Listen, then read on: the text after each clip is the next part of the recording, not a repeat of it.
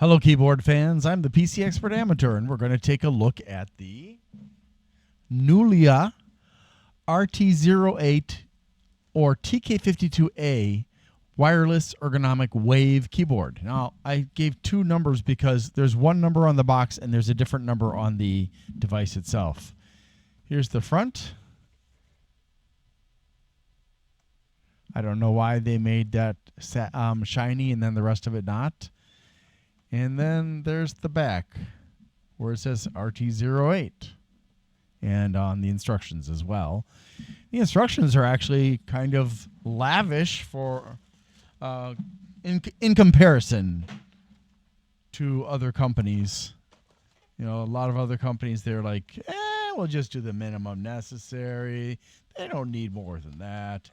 But this company, I don't know, they just kind of went a little bit crazy for it. So here it is.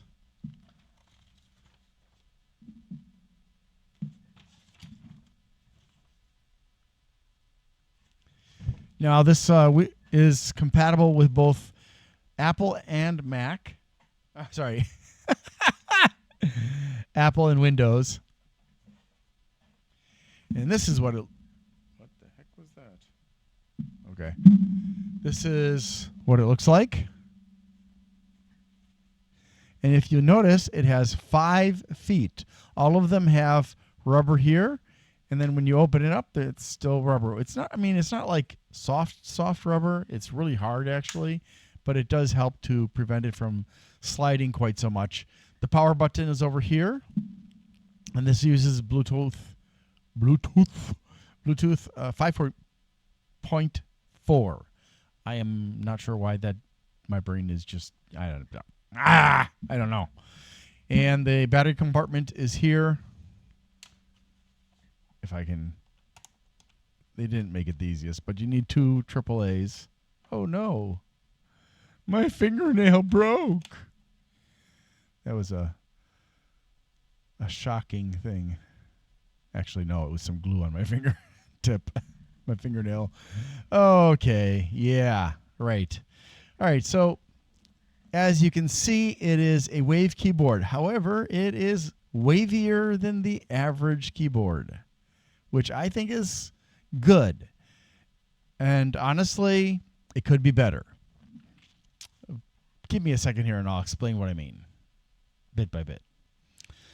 So I thought this was going to be an interesting keyboard to try because I saw that the wave was more elevated than on some of the other wave keyboards. But it's more interesting than I thought and also better than I was hoping for. Well, I can't say that. It's good, though. First, the wave design of this keyboard is more pronounced than others I've looked at, and that's a good thing, although they should have made it more like cups than waves so that the top rows are easier to reach. And in fact, it was immediately easy to use. Unlike some keyboards with a layout spacing that is ideal for me, and you know what? I'm just going to redo this whole frickin' beginning. I thought this was going to be an interesting keyboard to try, but it's more interesting than I thought. First, the wave design of this keyboard is more pronounced than others I've looked at, and that's a good thing, although they should have made it more like cups than waves so that the top rows are easier to reach. In fact, it was immediately easy to use, unlike some keyboards, with a layout spacing that is ideal for me and the keys aren't too difficult or easy to press. Second, there are 5 legs with rubber feet on this keyboard, 2 in the back and 3 in the front, and you can choose what configuration you want. I've experimented for a couple of days and I still can't make up my mind if I prefer the front 3 up, all up, or the back 2 up. The keyboard is that comfortable. Third, the wrist rest is permanent, but it's also padded with pleather. Definitely not real leather, although in the listing it does mention leather, with the brand name stamped into the pleather on the far right. I don't know if you can see that very well or not, but right there. This helps to make sure that your wrists are lined up correctly on the horizontal plane. It would have been nice if the padding were a bit bit thicker. The rearrangement of the keys produces a keyboard that doesn't need as much space. And when I say the rearrangement, I'm talking about the fact that they rearrange the keys that are normally here. So we've got our arrow keys, and we've got the print screen key blended in here, and then we've got the 4 directional keys that go far distances. And I think all the other ones that are normally up here, like scroll lock maybe, and the other one, pause break, are missing from this. So if you are, say, a programmer or probably a hacker too, you may not want to get this one because it doesn't have that pause break button. If you're not a programmer or a hacker, you won't understand what I mean, most likely. Yeah, so anyways, the rearrangement here allows this to be not quite so long, and that's a good thing. And while I would like the 0 on the numeric keypad to be wider and the function key to be on the right instead of here, I'll get used to it eventually. At least the function key isn't next to the left control. I would have preferred there be no Copilot button, especially since it's useless for Mac. And here are the buttons for selecting Windows and Mac. Since this requires two AAA batteries, I encourage everyone to get rechargeables. I have some generic looking ones. Get them with as high of a milliamp hour or mAh rating as you can afford and a good charger. It'll save you a lot of money. Disappointingly, the keys are not customized to maximize compatibility with their position, which keeps the price down, but somewhat reduces the ergonomics and thus comfort.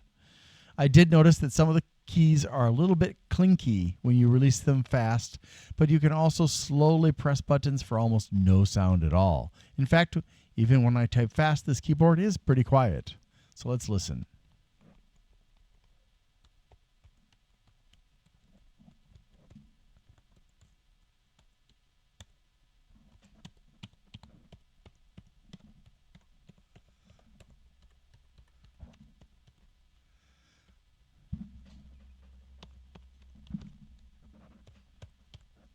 So you can hear that there's some inconsistency.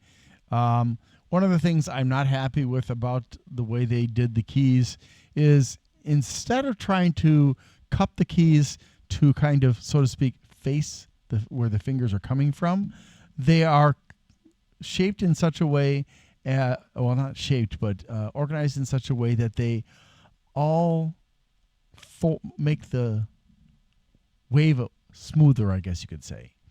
So that is a bit of a disadvantage that they could have not done.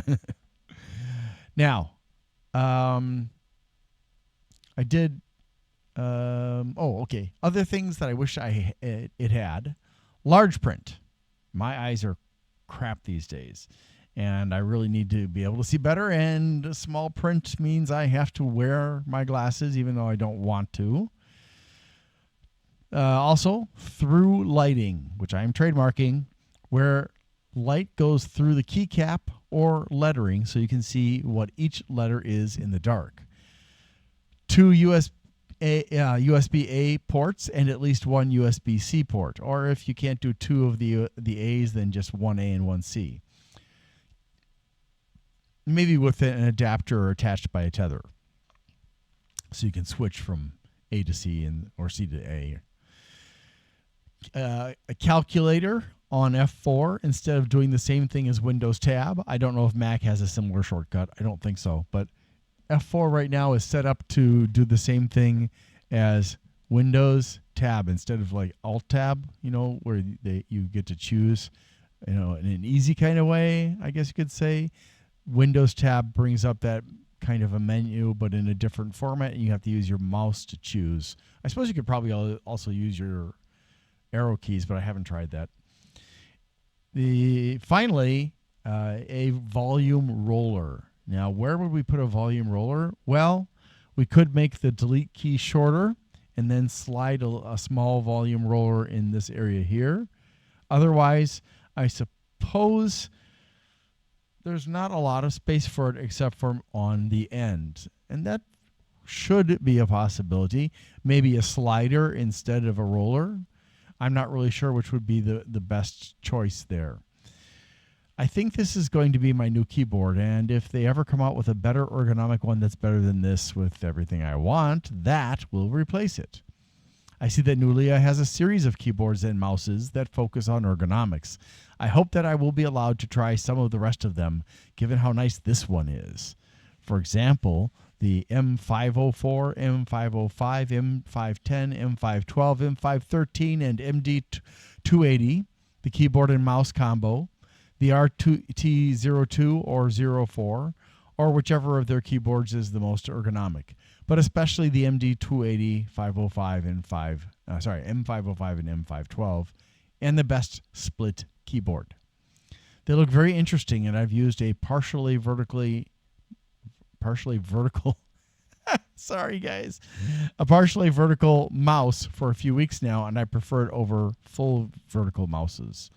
It's more comfortable. It's more appropriate for the actual natural angling of your hand. It's the micro pack that I reviewed a few weeks ago. Yes, I know it's pink. Anyways, thank you very much for watching. That's basically it. Oh, you don't actually have to put up all three in the front. You could leave this one down. It won't make a difference. But you have to have at least two up. And if you're going to use the wrist rest instead of keeping your hands above the keyboard, you would then definitely need to use this. Otherwise, you would tip over the keyboard because of the weight on the wrist rest. Thanks again, and have a great day. Need to ask for your help. I'm sorry. On December 11th, 2024, Amazon terminated me and used false accusations against me. And on December 17th, I had my left shoulder operated on. I'm getting a lot better. I can do some things with my hand and my arm, but it's still pretty limited. If you could please help me out by liking, subscribing, sharing, commenting, and turning on notifications for my channels, that would really help. If you want to help me financially and you can afford to, you can go to my Glenn's Fast Reviews and you can do a super thanks as a donation there. If you want to donate on a monthly basis, you can become a member there. And or you can go to patreon.com/GLENNMII. So thank you for that. Also, I'd like to say thank you to bleepingcomputer.com for allowing me to post messages on their forum about my videos. Thank you so much. And don't forget to visit them. They offer a lot of wonderful resources for people who are using computers. Have a wonderful day. Thank you.